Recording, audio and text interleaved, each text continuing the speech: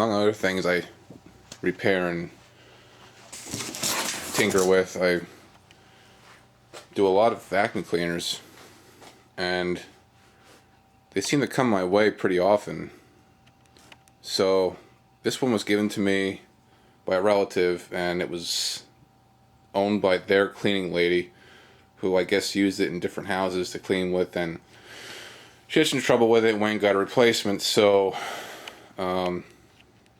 now it's mine, and let's see what we can do with this.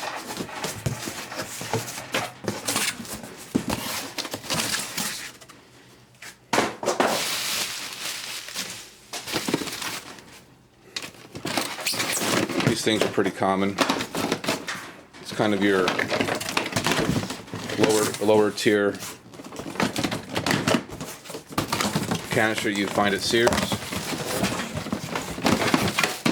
It's a cheaper model with the on-off switch in the base, and your handle, your switch turns the power nozzle on and off this thing.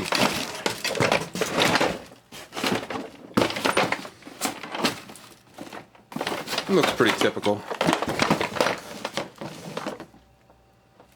That's a common thing. They break in the back, these bases. And this probably has a broken lifter. Nah, lifter's still together.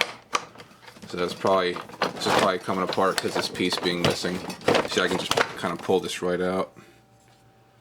Wow, that release pedal didn't even get a chance to wear down yet. So that probably got broken pretty early in its life. It's actually pretty clean. It's not bad. I've seen them really bad and abused. So there's some hope for this. It's going to definitely need a base. I might have a base. It's not a big deal though. Usually what I look for on these first, this looks good. Yeah, this looks good. Really common thing is they break right here for whatever reason. I guess they people let their kids ride on them or something, and all the pressure goes on this caster and it breaks the base, and then you have a hole there and it leaks and you lose a lot of suction. How's that bag? Bag's pretty full. I have plenty of bags. Yeah, just need some cleanup in there. So we'll plug this bad boy in, see how it runs, and right away, you see we gotta do some work on the hose, but that's probably just a hole near the wear point at the collar. Just a matter of cutting the hose down and redoing that. I guess I'll show that there. That's probably what did it in for her. The connectors, certain ones, it's more like with this handle, this style of handle, they had connection problems, and that terminal, that receptacle rather, it would arc a little bit and develop a bad connection, and then over time it would ruin the connector. You see how that's probably gone enough where I'd have to replace the cord. I have them too. I have lots of spare parts from working on vacuums. A lot of Kenmore stuff too, because there's just a lot of it. And Kenmore's not actually a bad name. It's just some people might say it's bad because there's a lot of failure, but they do sell a lot of freaking vacuums. And look at this cord. About every 1.5 to 2 feet, it's got a cut in it. So yeah, it's been used pretty hard. Definitely. I might actually have a cord reel. Might not even have to mess with putting a replacement cord in that reel, which you can do, but I have cord reels. I could probably find one that would fit in this instead of having even to do that.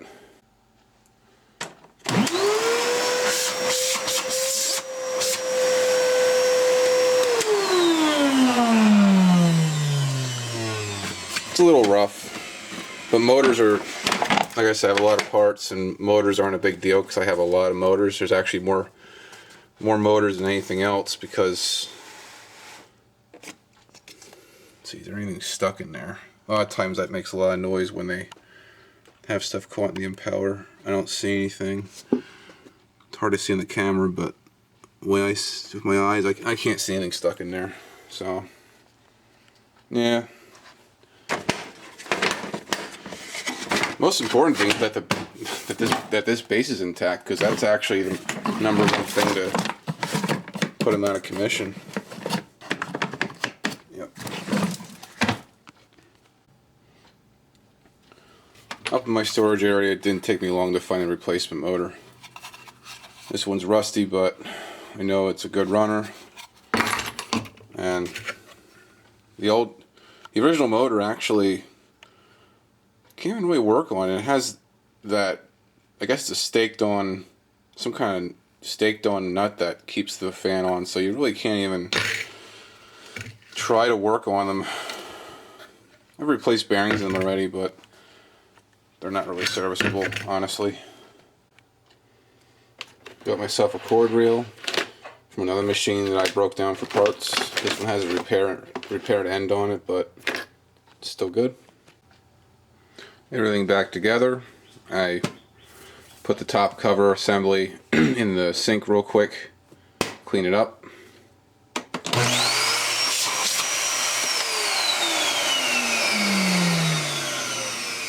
That motor sounds more acceptable.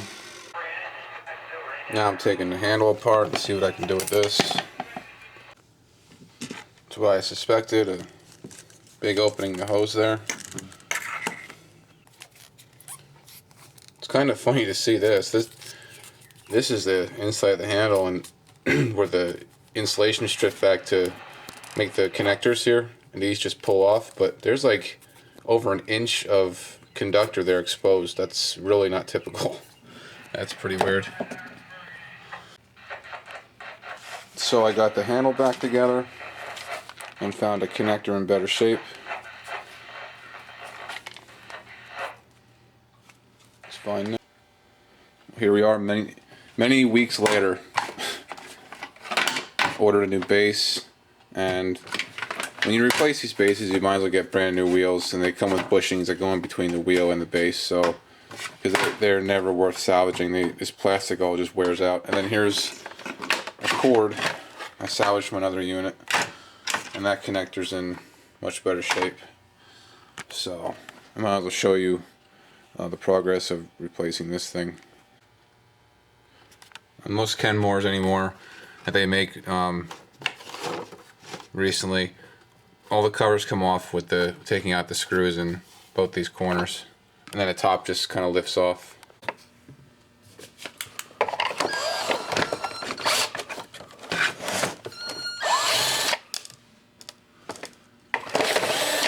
There's only one screw in there, okay?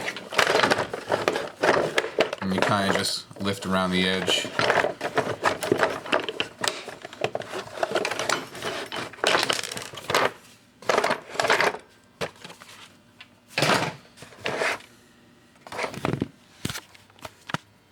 There's the inside. Wheels are very worn out. Unclip the white cover that comes off of here. Clip there, clip there. That'll come off. Then you can take your brush roller out and take out your motor, these two screws. And you take your cap off, these two screws. And get something in between these clips that are molded in the base, and that'll release this centerpiece. And to make that easier, you just pry out this selector, like so. Then you undo the cord, and then everything's free.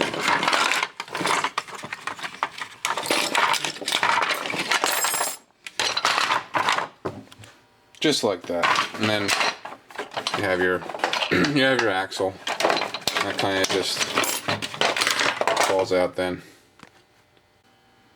And you can say goodbye to your old base. Save that sticker if you want. You can use a lighter or whatever, a little bit of heat, and it helps it peel away, but not a big deal.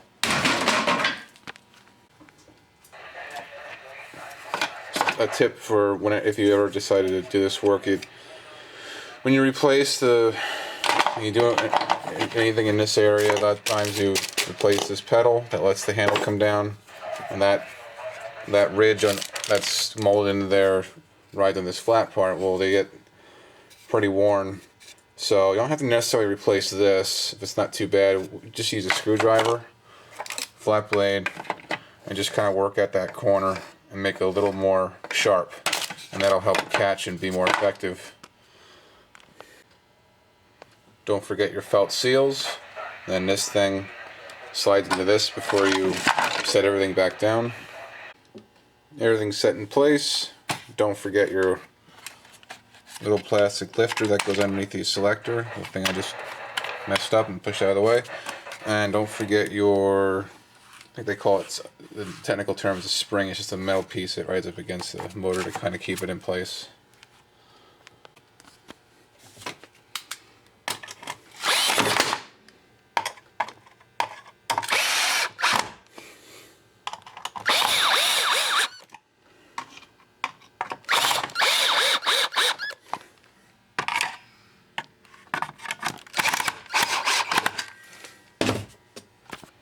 Done.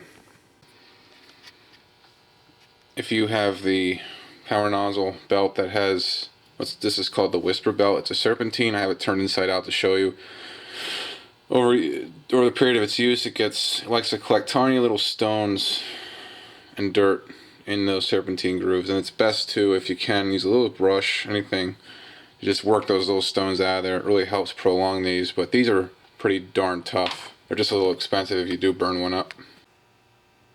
Belt and brush roller in, and this cover just kind of find those grooves in the front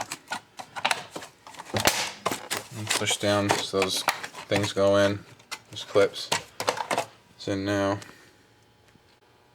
And set down your cover. Just kind of press all around it. It'll seat, and then you can put your screws in the corners. And then the axle only goes on one way. One side's longer than the other. Down the lifter, and you can put the release pedal on. Just push right there and right there and right there with a screwdriver. Okay, all back together, complete. It's about $25 with the cost, along with the cost of that HEPA filter. I'm going to put a new HEPA filter in there. So let's see how this works.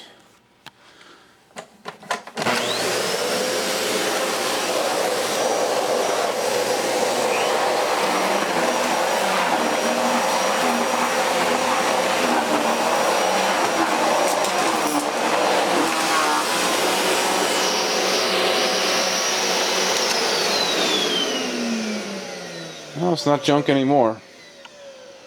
I'll probably sell this at my store for $120, $130 bucks.